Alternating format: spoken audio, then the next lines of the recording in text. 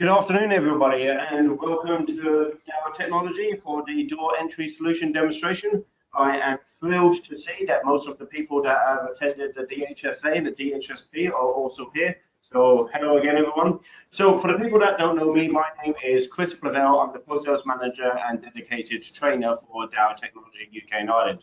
I take care of all of the post-sales cases that are of a high value, and then of course, most importantly, I devote myself to product testing and training. So, of course, anybody here today that's not following me on LinkedIn, then of course just look me up. That's how I look on the actual LinkedIn profile. And of course, I do troubleshooting technical support scenario videos, product releases, upcoming new products that will be on the actual market, of course, obviously including beta testing. So, of course, yeah, anybody not following me on LinkedIn, then of course, please do so because I think you'll find it quite educational. Now, regarding education, we're going to be talking about the door entry solution today for the next hour or so. So now, as I understand, we have a quiz for you to participate in. So of course, the door entry solution technical quiz is going to be hosted by Kahoot. I think it's more like a bit of fun. So anybody that's going to take some real good notes and really absorb the information today, you can enter into this quiz on Kahoot. And there is a code that you will need to enter with. And by using this particular code, you'll be able to participate in some questions about what we're going to learn in the next 60 minutes or so. And then, of course, most importantly, you'll be able to potentially win yourself for one of the exact items that we're here today to see. So, of course, you may actually get your own door entry device. So, of course, it's worthwhile, guys. It's a bit of fun, if anything else.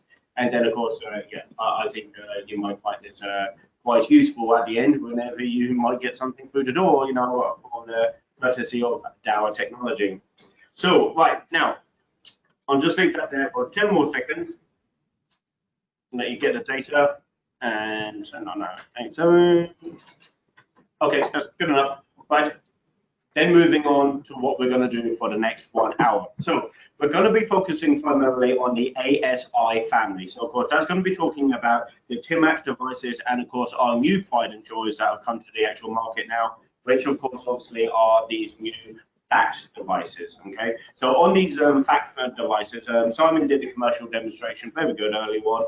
He was talking about the where you would use these particular devices, cost and implementation, so on and so forth. And of course, today we are going to focus on the technical side of these devices. Now, through all of the PowerPoint presentations that you saw, it didn't really reveal the size of the product. However, though, I have here. This is in fact actually the ASI6.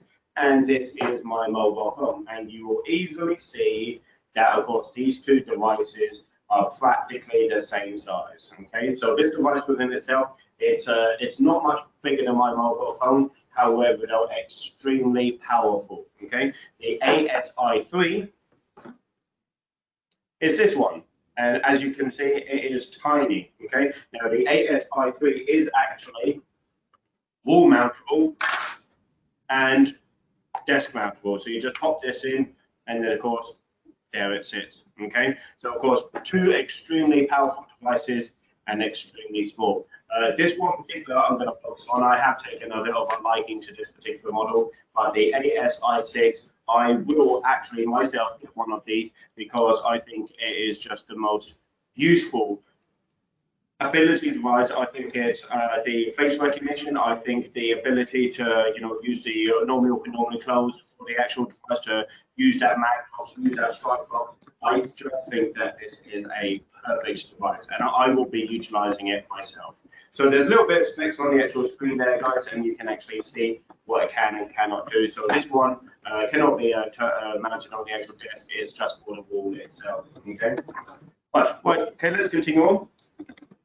Now, I've done some product testing videos. I've actually got a whole console of equipment. I'm surrounded by equipment today, as you can see. I've got a console of equipment here, and I'm just going to show you a couple of videos where I will turn off the actual video feed, re-engage the microphone, and I will show you these videos. I think you'll find them quite good and fun, but let's just see from here. So let me just do the waterproof video, guys. This one was the more fun one.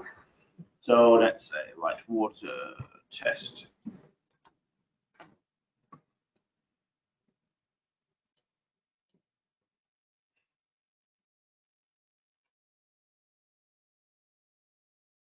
Okay, now I've set this up in the back garden, and what I'm going to do is I've made the connections waterproof, make sure there gets no water in there, but the ASI6 is actually a IP65 device. So of course this could actually be outside. IP65, as you know, of course, obviously is protection against all dust and low pressure jets in all directions. So I am going to utilize this squirt gun.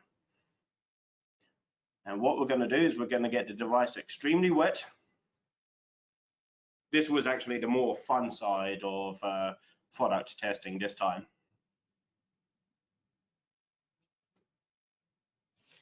Here we go.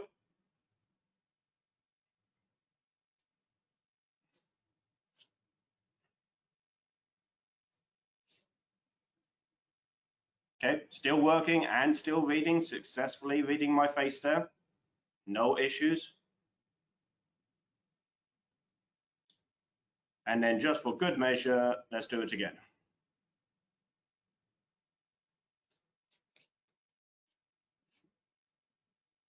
Okay, not a problem, working perfectly. Okay then, so this particular device, so I made the actual connections waterproof, I covered the DC jack and the RJ45 connection, and then after that, it is waterproof all the way around through and through. So of course, this is a good IP65 device. So this would actually be the one that I will be putting on outside of the actual house. Okay, there you go, I'm back, took a little bit of time there. So of course, yeah, this will be the one that I'm going to use, guys. I think it's absolutely brilliant. And then of course, this one here is in fact actually very good, very powerful, but I would deem this one to be more so for like concierge services, reception areas, you know, entrance and exit. You know, this is where this one belongs, I believe. Okay, but one more test to go, which is going to be the nighttime test. Let me prepare that for you.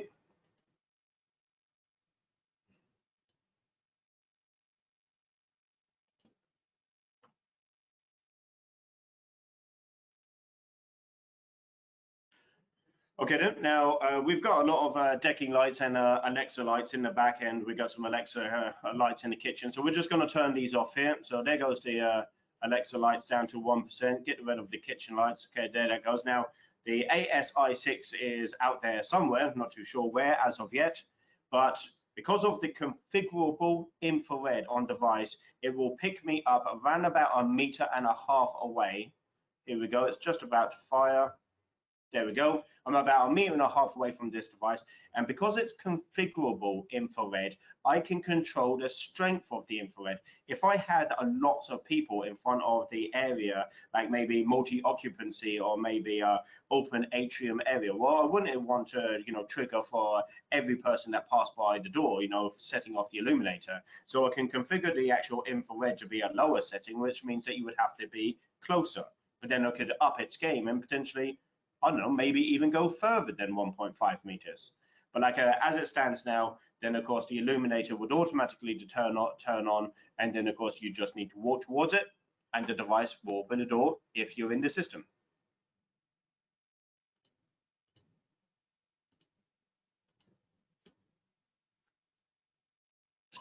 Okay, so ASI6, as you can see, it's the better, it's the one that I'm taking preference of. But they both, all of them, they both have the illuminator. Okay. Okie dokie. Now the ASI family. Now it's been maybe in about 9 months that we deployed the, or maybe for 5 or 6 months that we deployed the TIMAC units, which are the temperature monitoring access control. And of course that would be this one here, where you actually have the thermal module on top, or you have a newer one since that launch, which is the same panel again. However, though, it uses the wrist detection temperature reading. So of course, on this particular device, you have it mounted something like this, or floor standing or pendant mount. You put your wrist to the device, and of course, if the temperature is okay, your skin temperature is okay, then of course the door will open. If your face is in the system and your temperature is okay, then of course you can go in. In the event that any one of these two devices, it comes up and says you've got a high temperature, then of course the relay will not short out and you will not be able to enter the building. Okay. Now, in this case here, the products are perfect. However, we need to be very, very clear where the products are being used. So thermal imaging technology, lots of people struggled whenever we first started, trying to deploy them outside, maybe deploying them in a marquee or in a cold environment. Now, the actual devices themselves will, of course, obviously need its own environment factors. Like, it's not got to be no good if you install it in 0 degrees, the device won't be able to survive. However, of course, with that said, for thermal at least, then of course, this device will not do well if there is a large amount of airflow between you and the target. It will not do well in this current climate, in this current season, outside right now, because it's so cold. Because if the air between this device and of course myself was cold, then of course the reading will be irregular and not accurate. So of course you have to be careful where you deploy your device for those applications. Thermal imaging technology, thermal, of course, obviously abides by environmental factors, okay? Wrist detection does not. So of course, if you do actually have one of those environments, then of course maybe a wrist detection TIMAC would suit you better opposed to thermal, because this will in fact actually have airflow issues. This one will not. If you could actually keep this device dry, and of course, make sure that water doesn't get to it, then of course you could deploy this outside if you wished, because airflow and the environment doesn't care to the wrist detection. Okay, so that's a key aspect, guys. A lot of people, I think they forgot that at the beginning stages. Then of course we have the ASI6, which is this device here that I have on a tripod, and of course the ASI3. From my point of view, I can actually see a completely different application for each one of those units. So of course we would have to consider that whenever we're doing our selection. Okay. Now, for the ASI 3, 6, TIMAC, except for obviously the wrist detection, this one, then of course we have a small installation guide. Ideally, what you're trying to do is, because the actual 16:9 view for the TIMAC units in this case are this way as such, opposed to sideways, then of course you want to mount it around about head level, so somewhere around about the face level. Then of course if it really was dramatic and there was a major change that you needed, then of course you could actually get a TIMAC unit like this, because this is actually the child TIMAC unit. This one was deployed for schools, for example. We also have a much higher one, and that is for the adult deployment as well. So of course we have different types of TIMACs for different types of environment, but commonly speaking, we would normally deploy it around about the face level. Okay. There's a couple of the installation methods there, and of course what you're trying to do, what the snap that you're looking for, you're trying to get that passport photo, when you're blank face, 0 degrees to the device, and then of course it sees your face, does a cross comparison between all of the other faces in the database, and when it finds you, the door will open. Okay.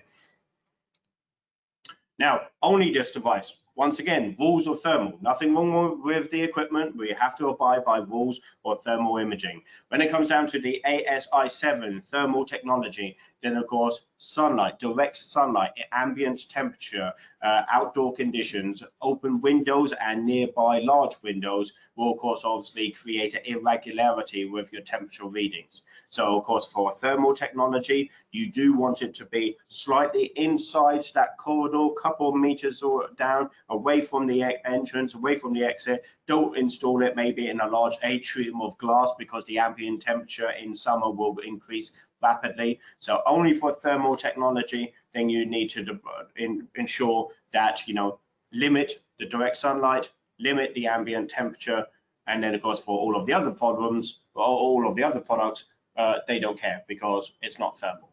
Okay, so only thermal imaging will in fact actually have very specific requests.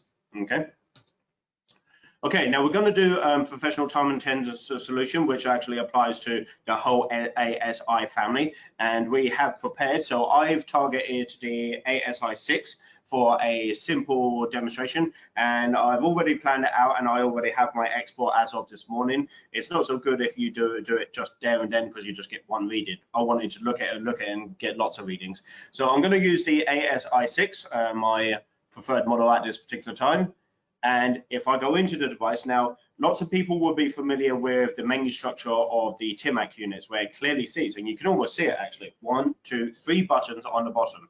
This one is a much smaller screen, so of course you can't actually see the third button. So what you do is you just press and hold, and then it lets you into the menu structure. As you can see, had it been one of these ones here, you could just press menu and of course you'll be straight in. So you press and hold the center of the screen, that will access the menu structure. Then as per the actual slide here, you can go into access, unlock mode, set it to be or and. Now of course, just to explain that, if it's like card and face, then and you set it to or, then of course it could be one of those.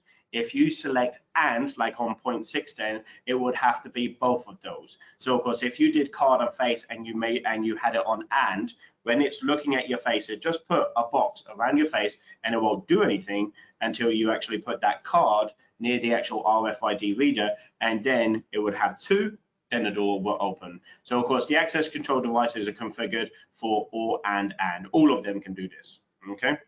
Now, once you've actually done this, then of course you can go straight into the attendance mode on the actual device, click on attendance, activate the attendance, set the actual mode, and then of course you can pick. Under auto mode, you can configure the actual times with the allowances, like, how many minutes you're going to give them, maybe 15 minutes after 9 o'clock, or maybe you're going to give them maybe 2 hours after 5:30, for example. If it's on auto mode and of course you've configured your times, then of course the device will do it for you. If it's under manual mode, that image on the far right hand side, it will ask you that every time that it sees a face. So of course, when you look at the actual device, it will ask you, what is it that you want to do? Check in, break out, opt in, opt out, all of it. Okay, so of course that would be the manual aspect. However, though, in this case here, we've been running it on auto well enough, and I think on the actual auto, then all we do is we go into the actual USB. I know that I'm probably a small image on your webinar, but the USB is just on the bottom hand side here, and it's also on the bottom here, so I can show you that one easily enough. There she goes, right there. Okay, now of course on the actual USB interface, then of course we export the data, and it looks extremely powerful. Let's just bring this in. There we go. So of course we've got our actual sequence: in, out, face, date, time, and person. Okay, nice and easy, no problems, and it's very, very easy. Okay, right, I'll get that out of the field of view for a moment. So the AI standalone terminal solutions. Now, when we actually dabble with the AI, then of course there is one thing to consider, that this is artificial intelligence. So of course we have the ability to look at a face, know the face, but then at the same time, all of the devices, they have the ability to know if it's a fake face. All of the devices, you can activate a feature. I think it's like it says to ensure that, if it's like a picture of someone, or like if you're trying to, bypass the system, then of course, if it sees that, this is a fake face, this is clearly an image of someone, then of course it won't do anything. That's why most of them, if not all of them, I think absolutely every one of them, yes, they use a 2-lens verification, just to use that unique algorithm to ensure that it's a real face that is looking at the device. Okay, so artificial intelligence will, of course, obviously bring the powers of this equipment to light. Now, mask detection is, of course, obviously embedded into all of these devices. And as you can imagine right now, mask detection is going to be a key element considering what's going on out there right now because of the coronavirus, COVID-19. So, of course, some commercial entities that have approached us, they said that it was business critical that they always wear a mask, so they actually rigged their doors to in fact actually apply to a different opening method. So all of these devices can do mask detection.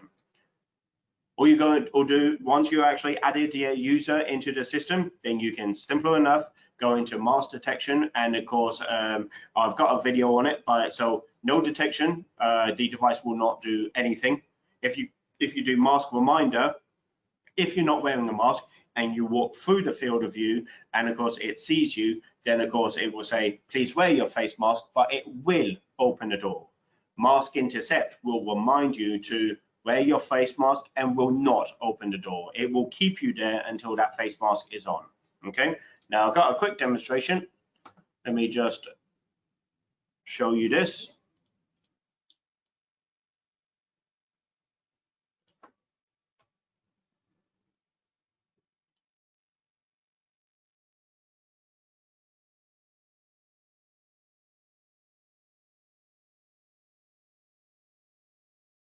Okay, now we've set up the actual device here, and of course what we're going to do is we're just going to try different, different things that you could wear on your face. So of course, let's get that off. As you can see, instant read, absolutely no problem.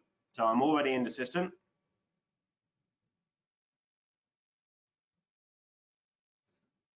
Okay, face mask, it still knows that it's me. You can see just slightly in that bottom corner. There's a very cool image right there.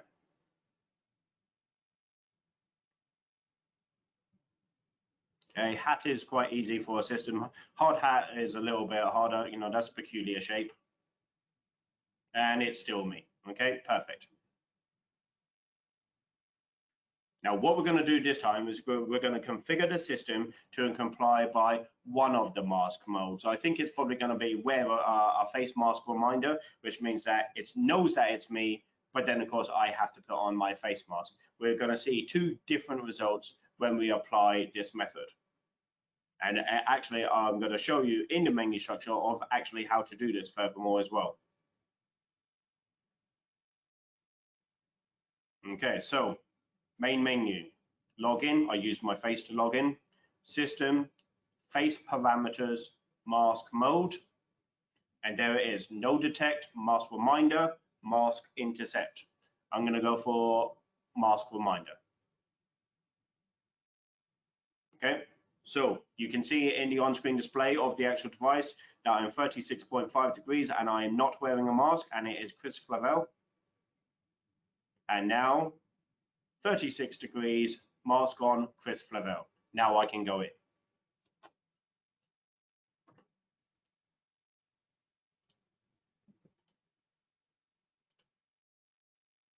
Okay, so the mask reminder, as you can see, very powerful option available on all of the products. Okay.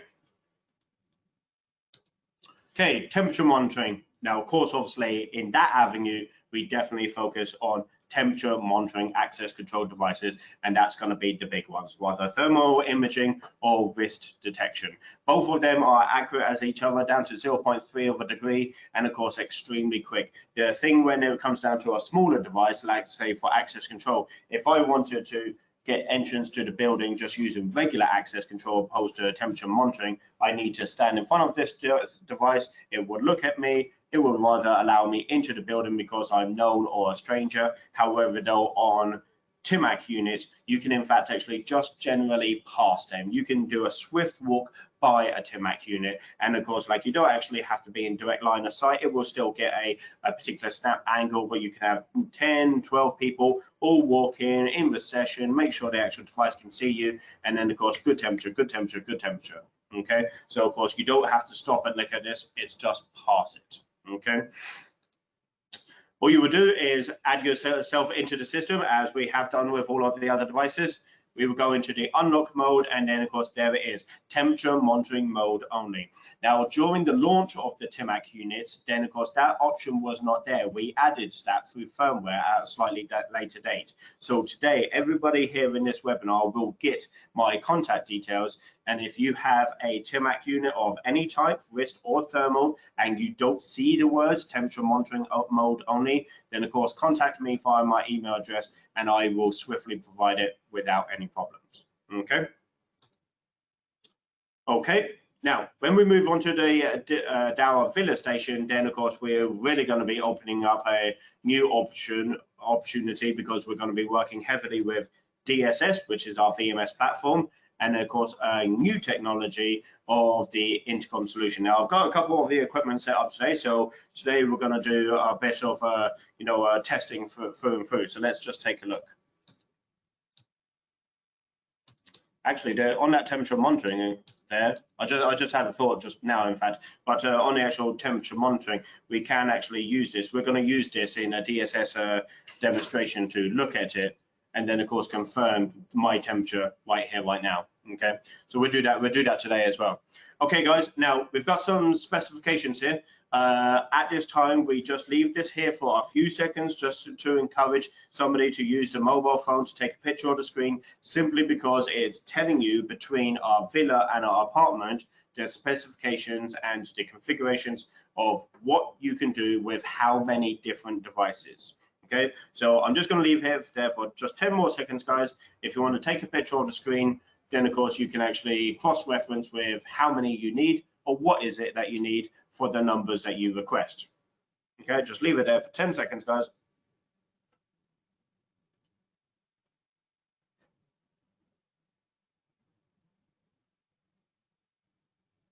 Okay, right.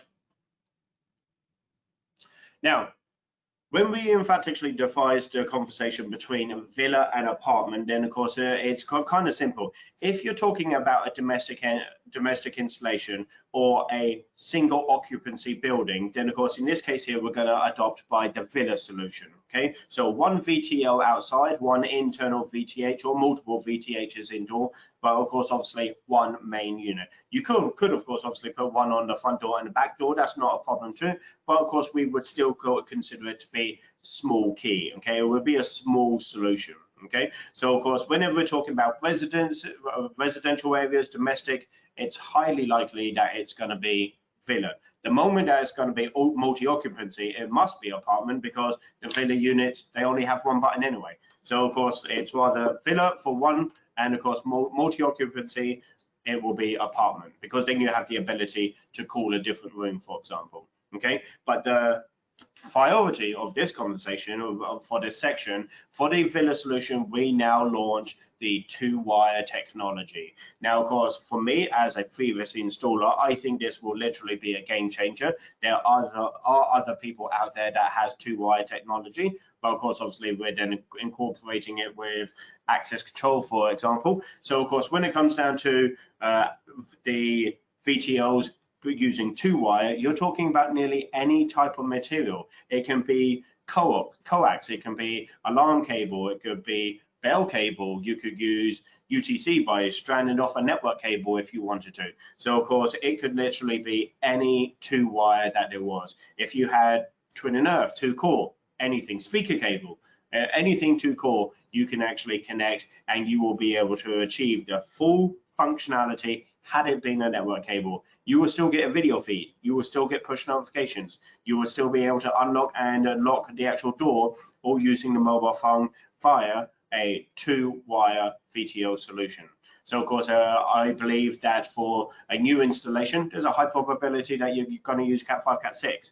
But on an existing install, whenever they've already had something into place previously, then of course, yeah, you could just use 2-wire. I personally have actually done a VTO with a outdoor VTO and an indoor VTH, and I used the existing bell cable that was there. It didn't actually go very far. It was only around about maybe 6 meters, and as you know, bell cable would only be about 0.5 on the average wire gauge or American wire gauge. So of course, like on that side alone, I did it using bell cable and literally faultless. Okay, so of course 2-wire VTO intercom solution, I think it will possibly change how we're going to deploy the equipment this year.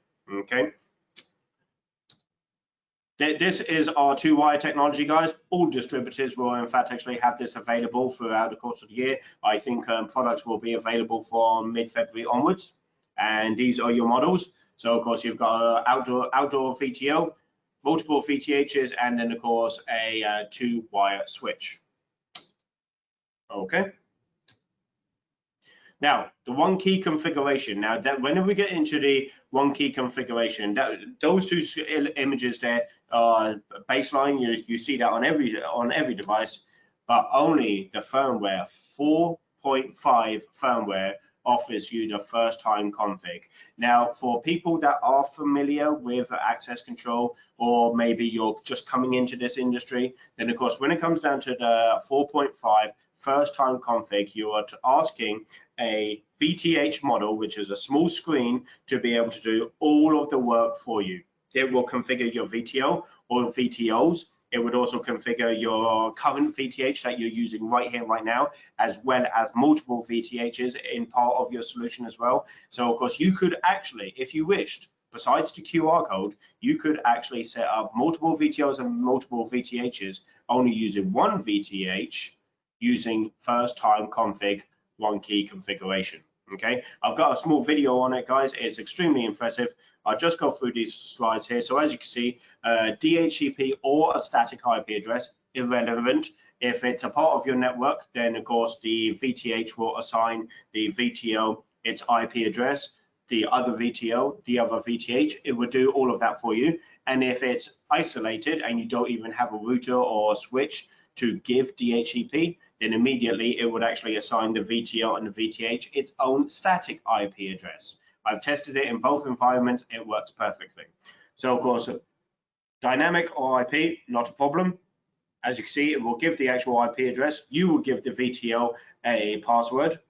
You would also give the VTH a password as well. So the VTO, VTH, it will sync all of these data to each other. You will be able to initialize and edit any details if you thought that it was pertinent or necessary. And then, as you will see from this video, it is extremely impressive. So let me just get that up for you there. So that's going to be one key config.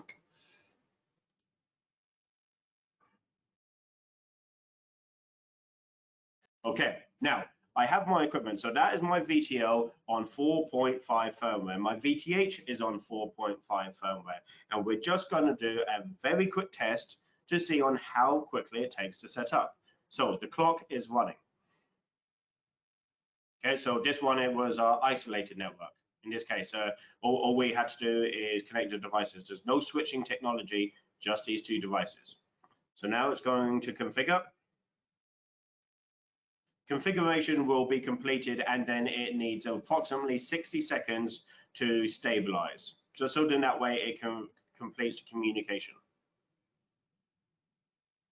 Okay, coming into the final seconds now. So 10, 9, 8, 7, so on and so forth. Let's get down to it.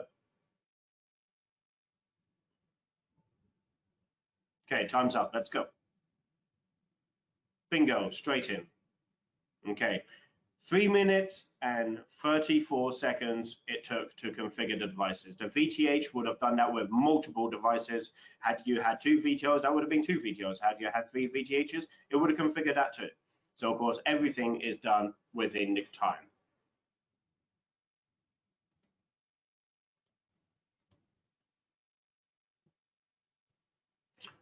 Okay, so lots of people have, of course, obviously used our intercom technology prior to this launch of the 4.5. However, though, as far as I'm concerned, I actually think that the VTO config, it's been the best one so far. It's extremely quick and extremely impressive.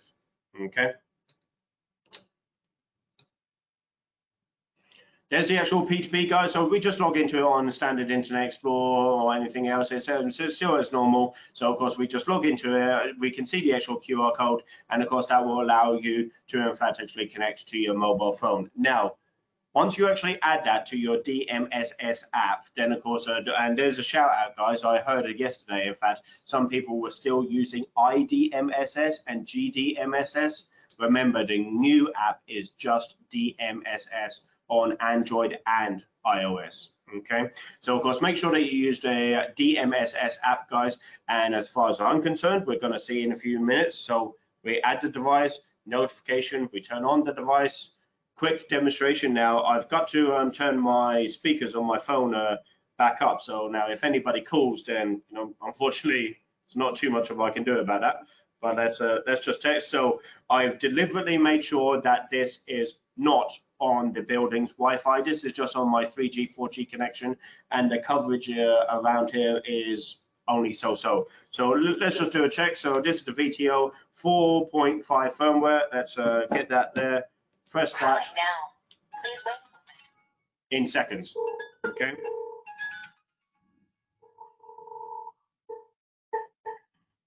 end of the call. The door is unlocked. The door is unlocked.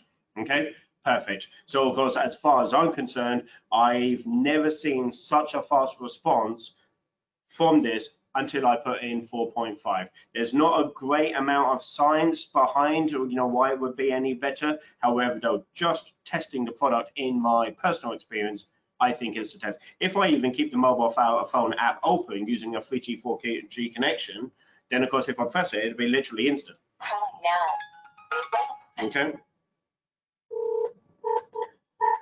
The end of the call. The door is unlocked. Perfect. Okay, so I really do believe, honestly, that the 4.5 firmware within the VTO products this year, it will be very helpful to some people. And of course, if you're not, completely up to date with your intercom, maybe you're a bit like me, or you're a bit of a camera and recorder guy, then of course, just put on the firmware, use the VTH, it will do the rest of the work for you. And as you can see, it's instant. Now, I best turn that back down, actually, just in case a phone call does come through, actually. All right. Okay, fine. Right, let's proceed. Okay, now onto the actual Dow apartment. So that's going to be multi-occupancy, anything more than one, realistically speaking. Then, of course, moving on to the apartment aspect, then, of course, we have much larger systems, and we will probably incorporate the use of DSS, okay? So, of course, now, when we actually use these more larger systems, the best bit of news, as far as I'm concerned, that's going to be launched this year, is we can do that in 2-wire as well, okay? So, of course, like on the actual apartment solutions, where definitely back in the day, is always Cat 5, Cat 6. However, if you did a takeover, you would probably have to rerun existing cabling. Well, in this case here, then of course we can actually use the VTH, the apartment VTO. We can use that in 2-wire as well. So of course, now you're talking about doing very large scale intercom solutions, just using the existing cabling that's already present. And as we already know, that could be of various different types of material that there are, okay? These are going to be the 2-wire apartment devices that are going to be launched this year.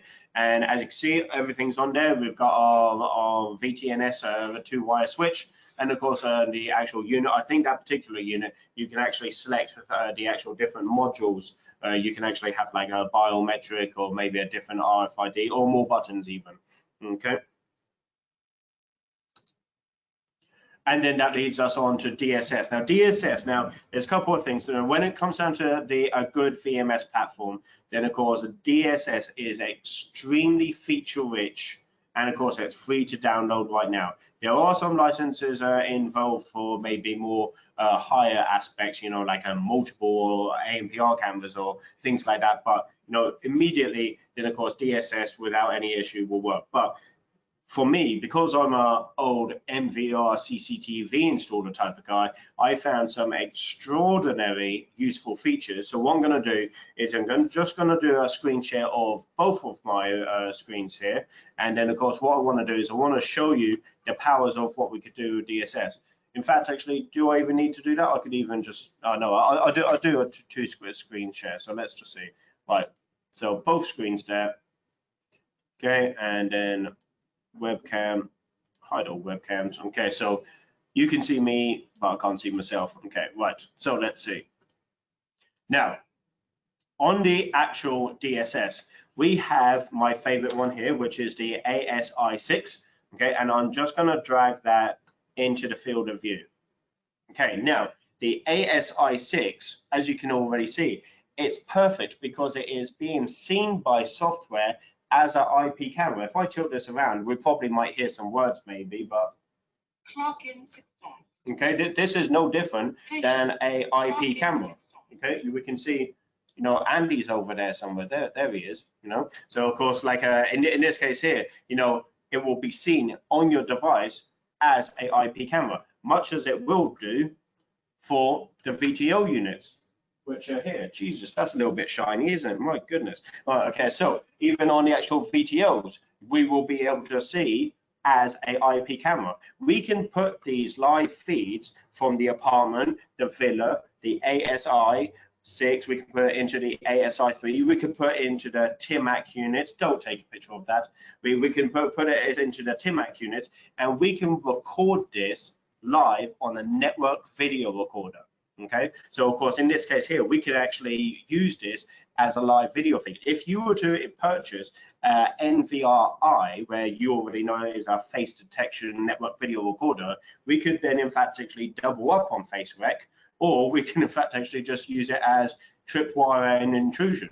Nobody would be any the wiser that it's an access control module, because the NVR will see it as an IP camera. So of course, to me, I think that is going to be a very valuable element. Okay.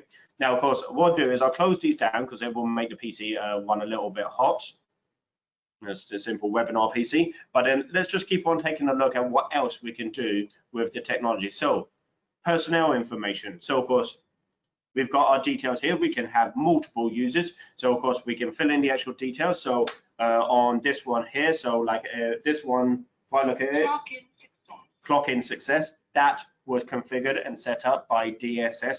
Now, not too many people actually know this. I need to make sure I don't run off point too much here, but not many people know this. If you had a single door entry solution, then of course you're most likely to get maybe your 5 or 6 members of staff stand in front of the device, it will scan your face, and then of course you're in the system. However, if you had multiple devices of these, well, you're not going to go to each one of these devices and then say, oh, please stand here, don't forget to go to the back entrance and stand in front of that device so we can get your face there too. Or maybe you might actually have multiple entrance and exits. You might have 9 of these things. So of course, with that said, if you use DSS, then of course DSS will configure every one of your ASI devices, every single one of them. All you have to do is synchronize the devices to be able to say, you are here from the actual personnel management, allow access to the following devices, which is also here. You can actually see, right, so there's your different forms of authentication, password, cards. So there's my card. Done. And then of course I can go into access control, which is going to be here, personal information, then access control, go on the next one. Then of course from access control, I can then see everything that I'm doing. Perfect. Then I can even control the doors. So like so there's a VTO behind me here. The door is unlocked. The door is unlocked. I can configure all of this using the access control module from the DSS Express. And I can configure every single ASI device to comply to one unique secure database. Okay. Now, video intercom management. So of course what we do is we adapt that on the apartment, for example. So of course on the actual apartment I can press this button. Calling now. Please wait a moment. And then of course that will now ring me almost like a master concierge service where I'm actually taking control of the device. I'd probably just answer this and hang up quickly. Yeah. The end of the call. We don't want too much feedback. So of course, like I can trigger the VTOs into my DSS. I can then use it like a concierge, you know, like if you're going to the apartment numbers, then just press the apartment number. So like I even have a couple of these on the video intercom here, as you can see. So these are the VTOs, these are the VTHs. I can actually ring a indoor monitor if I wanted to. Let's see this one.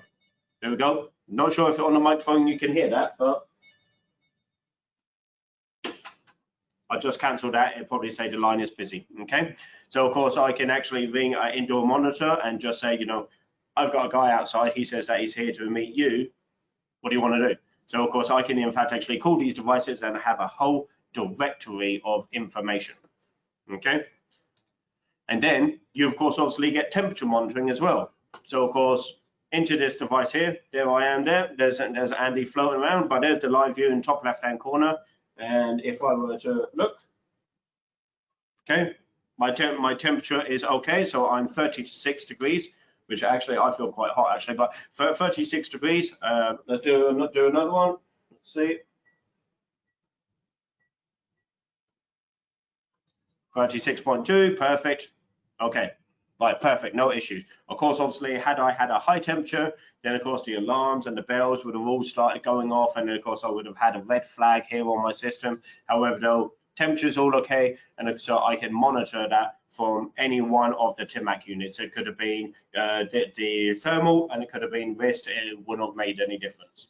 Okay.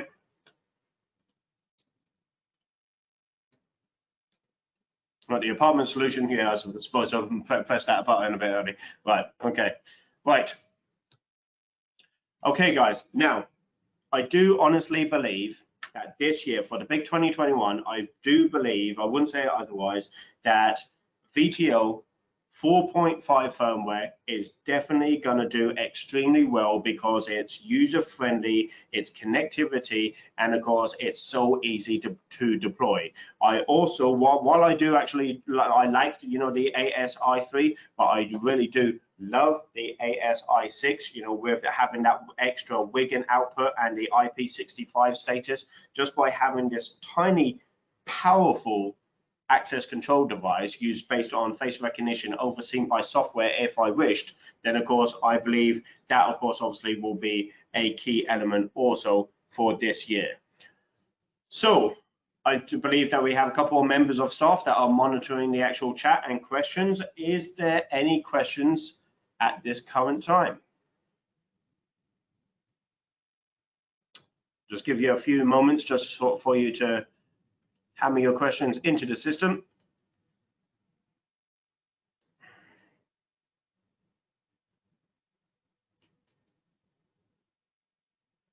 Lots of questions.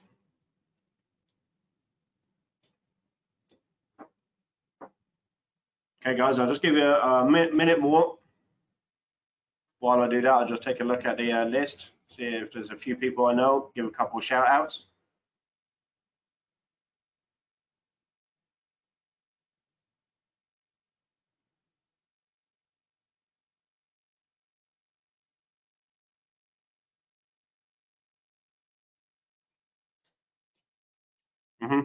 Okay. Okay, good. Right. Okay. So I see all of the questions coming through, and the other members of staff are starting to do the replying. I'll say, okay, so good. Right. Now, finally, then, I guess on my part. So there's my contact details, guys. So of course, if you need me, then of course, just contact me here. I'll be available. And of course, please do follow me on the LinkedIn. You will find that product videos and ongoing training is of course obviously very valuable. So for the people that have not attended any courses such as the DHSA or the DHSP, then of course you can contact me today and I will enroll you for Thursday, where we will have a DHSA. It starts approximately around about 9:30 or so, and it finishes about 4:30, but it will be the introduction of Dahua technology with the unique aspects to obtain the highest quality of service by using Dahua equipment for the first day install. That is this coming Thursday. So I guess on my side, the only thing remaining is a reminder of your technical quiz details. So of course that's going to be using Kahoot, guys. There's going to be various questions in there pretty much on, you know, like what you may have learned in the last 45 minutes, 50 minutes. And then of course, rather than that, then I hope that everybody has found this somewhat educational. I hope to have your support with our product for the rest of this year. I already know if you buy this device, you're certainly not going to be disappointed. I'm buying this device. So of course, best wishes to everybody. I'm going to close this out now. I'm going to keep that up on the screen for a bit. And then of course, I hope everybody stays well and safe. So, okay, guys, thanks for attending. I will talk to everyone soon. So all the best.